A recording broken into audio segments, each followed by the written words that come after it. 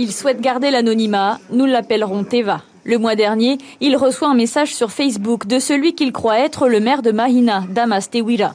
L'escroc lui promet 10 millions de francs sans remboursement sous forme de bourse. Teva lui fait confiance. Il faut, dans une seconde étape, payer 80 000 francs pour le notaire. Donc le notaire se trouvait avec l'adresse dans les Bouches-du-Rhône, vers le côté de Marseille. Il fallait payer un pourcentage sur le montant que nous avions demandé. À savoir que nous, entre 700 000 et 10 millions, bien sûr, vu l'offre alléchante, nous avons tapé sur les 10 millions. Donc il est tout de suite... C'est la raison pour laquelle le montant de ce que je devais payer était monté à 260 000 francs et quelques. Teva débourse au total 340 000 francs, mais ne voit aucun virement arriver sur son compte. Lorsque l'escroc réclame un troisième versement, Teva comprend et coupe tout contact. Le maire de Mahina signale pourtant régulièrement à Facebook les usurpations d'identité dont il est victime.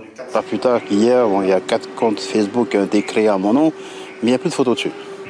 Donc la personne continue à créer des comptes Facebook. Donc j'ai interpellé la maison mère de Facebook par rapport à cette usurpation d'identité. Donc ils ont tout de suite compris que ça ne répondait pas aux standards de Facebook. Ils ont supprimé. Mais rien n'empêche demain quelqu'un de recréer. Donc j'en suis arrivé à la 12e ou 13e fois d'usurpation d'identité.